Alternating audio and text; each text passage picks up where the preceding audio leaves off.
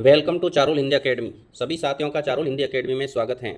आज हम चतुर्थ श्रेणी कर्मचारी भर्ती 2025 का द्वितीय पारी का प्रश्न पत्र के अंदर हिंदी व्याकरण के 20 क्वेश्चन पूछे गए हैं, जो आगामी भर्ती परीक्षा के लिए अति महत्वपूर्ण होने वाले हैं।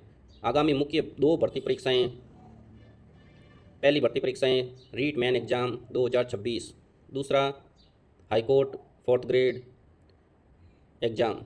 इन दो एग्ज़ाम की दृष्टि से हिंदी व्याकरण के अति महत्वपूर्ण प्रश्न हम हल करने जा रहे हैं। हम आशा करते हैं कि आपको यह वीडियो देखकर अपने मूल्यांकन करने में आसानी रहेगी। चलते हैं पहले क्वेश्चन की ओर। पहला क्वेश्चन पूछा गया है प्रश्न नंबर 33। देखते हैं इस क्वेश्चन में कौन सा उत्तर सही होने वाला है। निम्नलिखित शब्दों में से भाववाचक संज्ञा का उदाहरण है। विकल्प ए हिमालय, विकल्प बी सच्चाई, विकल्प सी सभा, विकल्प डी मिट्टी। तो इन चार विकल्पों में से बी विकल्प बिल्कुल सही है। सच्चाई एक भाववाचक संज्ञा है जो सच्चा विशेषण से बनी है। हिमालय एक व्यक्तिवाचक संज्ञा है, सभा एक जातिवाचक संज्ञा है, मिट्टी एक जातिवाचक संज्ञा है। इन चार विकल्पों में से भाववाचक संज्ञा केवल बी विकल्प के अंदर सच्चाई है। चलते हैं नेक्स्ट क्वेश्चन की ओर। प्रश्न नंबर 34। जो कमाएगा वही खाएगा वाक्य में कौन सा सर्वनाम प्रयुक्त हुआ है। विकल्प ए निजवाचक सर्वनाम, बी संबंधवाचक सर्वनाम, सी निश्चयवाचक सर्वनाम, डी अनिश्चयवाचक सर्वनाम। तो इस चार विकल्पों में से सही उत्तर होगा विकल्प बी संबंधवाचक सर्वनाम। चलते हैं नेक्स्ट क्वेश्चन की ओर। प्रश्न नंबर 35। निम्नलिखित वाक्यों में से किसमें अकर्मक क्रिया का प्रयोग नहीं हुआ है। इस वाक्य में अकर्मक क्रिया का प्रयोग नहीं हुआ, इसका मतलब सकर्मक क्रिया का प्रयोग हुआ है। देखते हैं किसमें सकर्मक क्रिया का प्रयोग हुआ है। विकल्प ए श्याम सोता है, बी कृष्ण नहाता है, सी महेश खांसता है, डी राम पढ़ता है। तो इसमें सकर्मक क्रिया का प्रयोग विकल्प नंबर डी राम पढ़ता है। बिल्कुल राइट उत्तर होगा राम पढ़ता है। चलते हैं अगले क्वेश्चन की ओर। प्रश्न नंबर 36। सरकार ने स्थानीय कलाकारों को बुलाया है। इस वाक्य में किस विशेषण का प्रयोग हुआ है।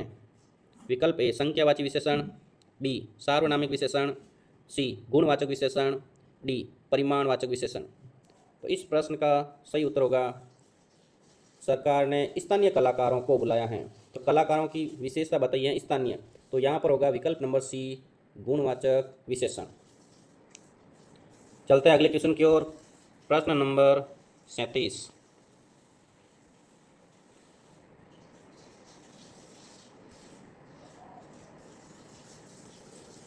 फूल का तत्सम शब्द है। ए पुष्प, बी पर्ण, सी सर, डी पुष्क। तो इस प्रश्न का सही उत्तर होगा ए पुष्प। चलते हैं नेक्स्ट क्वेश्चन की ओर। प्रश्न नंबर 38। हिंदी में प्रयुक्त होने वाला लालटेन शब्द किस भाषा से आया है। देखते हैं चार विकल्पों में से। विकल्प ए फारसी, बी तुर्की, सी अंग्रेजी, डी पुर्तगाली। तो ये लालटेन शब्द हैं जो अंग्रेजी भाषा का शब्द हैं। विकल्प नंबर सी सही उत्तर है। नेक्स्ट क्वेश्चन की ओर चलते हैं। अगला प्रश्न है 39। निम्नलिखित में से कौन सी राजस्थानी इसके आगे हिंदी के क्वेश्चन देखते कहाँ आए हुए हैं।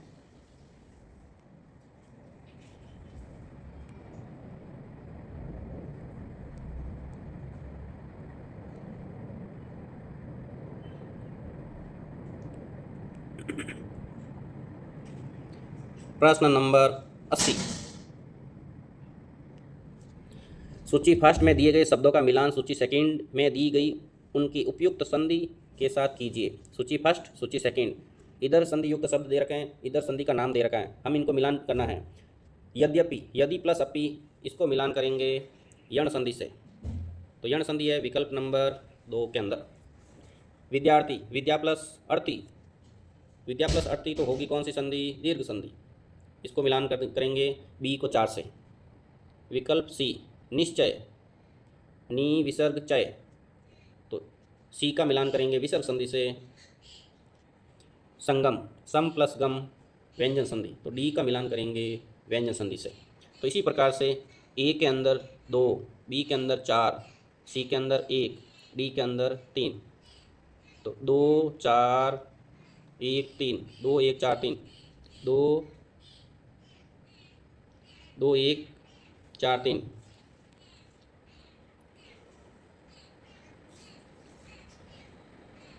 2 4 1 3, 2 4 1 3,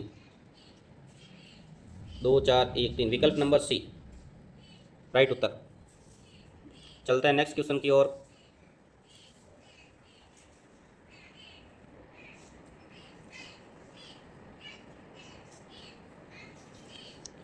आगमन शब्द में प्रयुक्त उपसर्ग बताइए। तो इस शब्द में आ प्लस गमन, तो विकल्प नंबर डी आ उपसर्ग होगा। आ प्लस गमन, आगमन। अन्यथा शब्द में प्रयुक्त प्रत्यय हैं अन्य प्लस था, अन्य मूल शब्द है, था प्रत्यय हैं, विकल्प नंबर सी राइट उत्तर।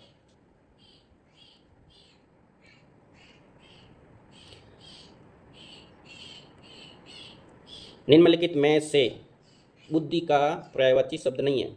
विकल्प ए मनीषा, बी प्रज्ञा, सी मेघा, ये मेघा लिखा हुआ है, इसकी जगह होना चाहिए मेधा।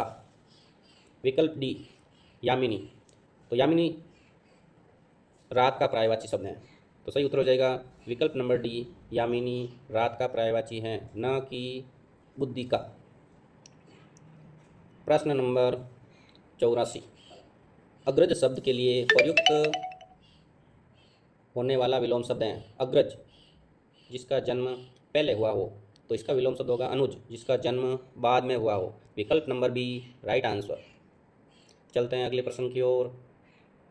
प्रश्न नंबर 85, किए गए उपकार को न मानने वाला इस वाक्यांश के लिए एक शब्द होगा। विकल्प ए विद्वान, बी कृतज्ञ, सी उपकारी, डी कृतज्ञ, तो सही उत्तर डी कृतज्ञ। प्रश्न नंबर 86, देखते हैं इस प्रश्न का सही उत्तर क्या होने वाला है। निम्नलिखित में से शुद्ध शब्दों का चयन कीजिए। ए चरमोत्कर्ष, बी परीक्षा, सी ज्योत्सना, डी प्रदर्शनी, ई प्रांगण।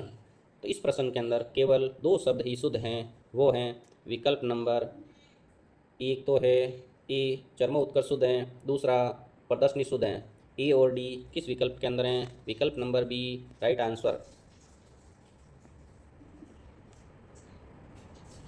प्रश्न नंबर 87, निम्नलिखित में से कौन सा वाक्य अशुद्ध है? देखते हैं 4 विकल्प में से कौन सा वाक्य अशुद्ध है। विकल्प नंबर ए वह सचमुच बीमार हैं, बी उसने ब्रज भाषा में ब्रज की होरी शीर्षक वाली कविता लिखी, पति पत्नी के झगड़े का कारण क्या हो सकता है? मेरे को दिल्ली जाना है। तो अशुद्धि का मूल कारण है विकल्प नंबर डी के अंदर मेरे को दिल्ली जाना है, इसका शुद्ध रूप होगा मुझे दिल्ली जाना है। तो अशुद्ध वाक्य होगा विकल्प नंबर डी मुझे दिल्ली जाना है।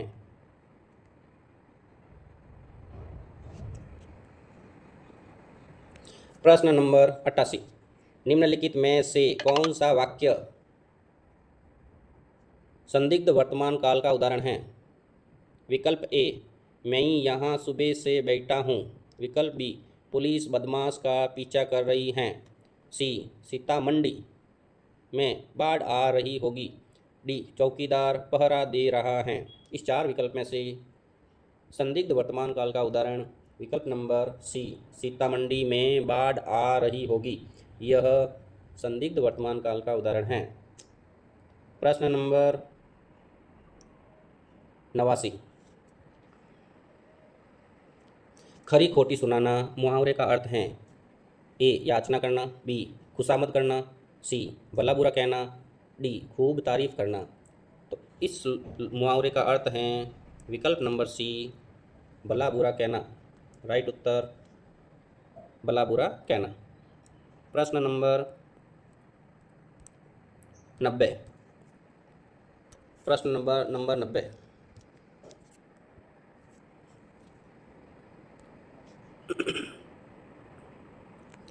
तेते पाँव पसारिए जेती लंबी सौर लोकोक्ति का अर्थ है। देखते हैं चार विकल्प में से कौन सा सही उत्तर है। ए अपनी औकात देख कर ही खर्च करना, बी अपने किए का फल मिलना, सी किए काम का जल्दी संपन्न होना, डी थोड़े दिनों की शानो और शौकत। तो इसका सही उत्तर होगा तेते पाँव पसारिए जेती लंबी सौर, तो अपनी औकात देख कर ही खर्च करना, विकल्प नंबर ए राइट उत्तर। इसी प्रकार चतुर्थ श्रेणी कर्मचारी के 3 पारियों के 20-20 क्वेश्चन हल कर चुके हैं। अन्य 3 पारियों के इसी प्रकार के वीडियो के रूप में आपको मिलने वाले हैं। इसीलिए चारुल हिंदी एकेडमी को लाइक एंड सब्सक्राइब करें। ऑल व्यूवर्स को थैंक यू सो मच।